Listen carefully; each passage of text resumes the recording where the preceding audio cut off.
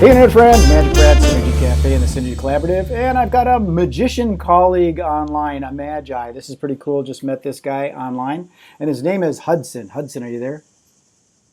I am there, Hudson What the a Master cool Magician. name, Hudson. Is that like your given birth name? That's my performing name. Okay, Yeah. that's a good one. I So like it. not my birth name, but my performing name. That is That's correct. perfect. You got to have that. I went through that early on, and when I was doing magic, should I call myself Arthur Bradley? Because my name is Brad and or Bradley, and the middle name is Arthur. And didn't know what I wanted to be and stuff, so I started doing the Magic of Brad, and now I got Magic Brad, but now I get it confused with that Magic Mike guy that does the dancing and whatever. So I don't know if tell, that's a good thing or a bad thing to be confused with. I think you can shift it. Being a magician, we can shift the perception of anything, right? Yeah, absolutely, absolutely. So you were Um, in the Twin Cities now. Are you married? You got kids? What's your story? I am married for 33 years, two children. Both live in Pittsburgh. Our daughter is married and she has two kids, so we have two grandkids. And we obviously travel to Pittsburgh quite a bit, so down there regularly. So are you is your wife oftentimes your test person for your? Yes, yeah, she's seen more magic than a recent magic competition we were at last week in the Midwest Magic Jubilee. She uh, she was actually asked to be one of the layperson judges, Oh, and she was just commenting to me that she probably would have been better as a technical judge because she could see all the technical things that were going on. She's seen me practice everything I've done. She's been my first guinea pig for that.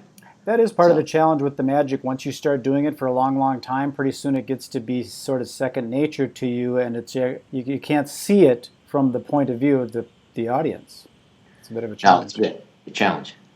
So, what type of gigs you do? You're doing corporate stuff or association conventions, fairs, festivals, things like that? Uh, Actually, I do weddings and corporate events, and then of course kids parties. I mean, anybody who's not working in Vegas is doing kids parties. So those are kind of the things that close up magic for corporate events, weddings, and then sometimes I'll do a show after a corporate event, so like a cocktail hour or strolling, and then after dinner or during dessert, stand up show. Weddings is obviously strolling magic while the bridal party is off having their photos taken, and then so get the icebreaker magic is what I call it, and then the traditional birthday parties. I do quite a bit of those on Saturdays and Sundays.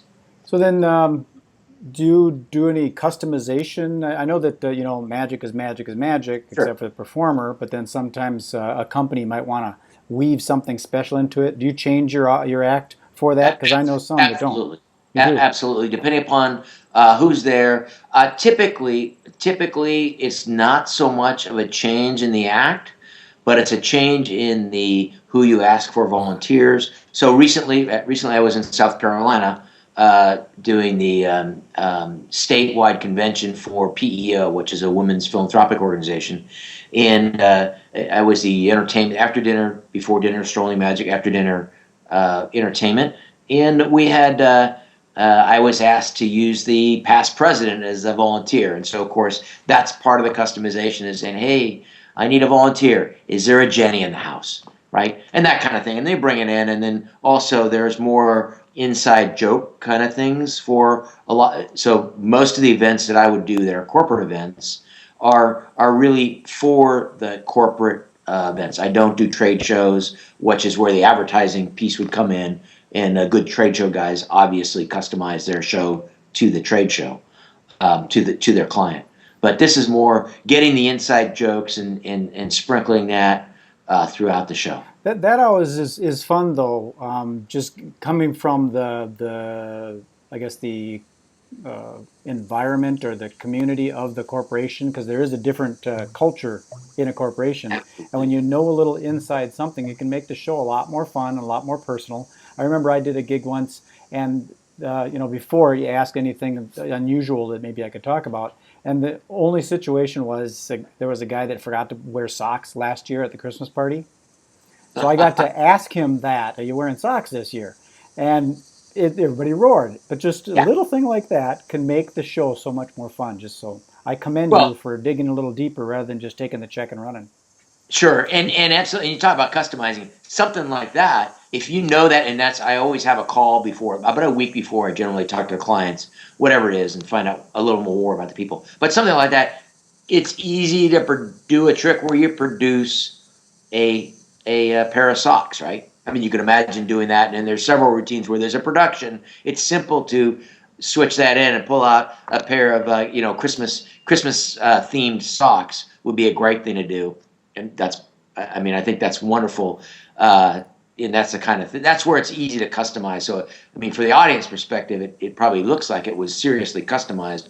From my perspective, from the magician's perspective, it's pretty simple to incorporate that with enough time notice.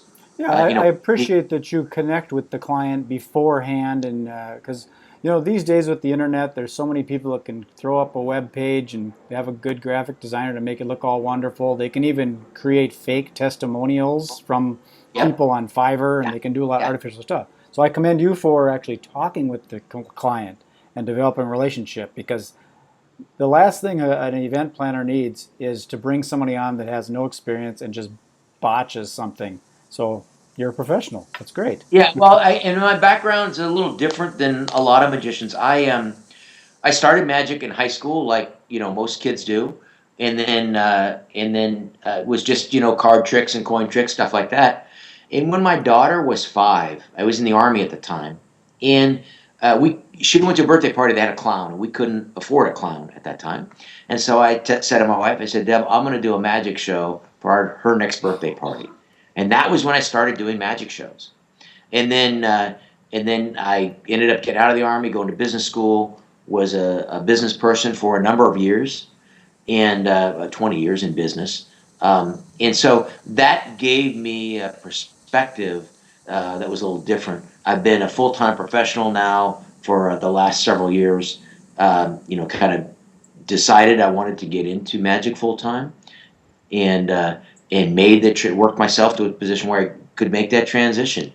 And that's what I do now for a living. I love my job, but it does give me a perspective for the business clients and understanding what's important to them in terms of entertainment, how to make sure that it's not embarrassing to them, and you don't do anything. I don't do anything off color at all, and I just find it's a wonderful place to go back and entertain people that are the same kind of animals I used to work with. Very cool. Well, I appreciate that, and I appreciate you taking the time. I don't like to do these too long because people do have their Sure. lives to run, and they can just get the essence for this is to so people can get to know, like, and trust who you are as a human. Yeah. So we got that out there. Why don't you give us a website or contact information in case someone does like you and wants to hire you for a gig? How do they find you? Sure. The best place to find me is at hudsonmagic.com. So HUDSON, like the river, magic.com. I'm also at TwinCitiesMagician.com, and you can find me on Instagram and Facebook, Hudson Magic. Perfect. So I appreciate the time, and thanks a lot. I enjoy it, and I hope some of your customer or some of the people who subscribe to your interviews find this interesting. I do it with intention. So what I do with this is I'll hashtag it. So I'll hashtag stuff like certain, like Minneapolis I'll use, and Twin Cities Sure. or MSP. I do it with intention to get the word out there. So again, appreciate you taking the time. We'll talk soon when I get to Minneapolis. All right. Thanks a lot. I look forward to meeting you in person.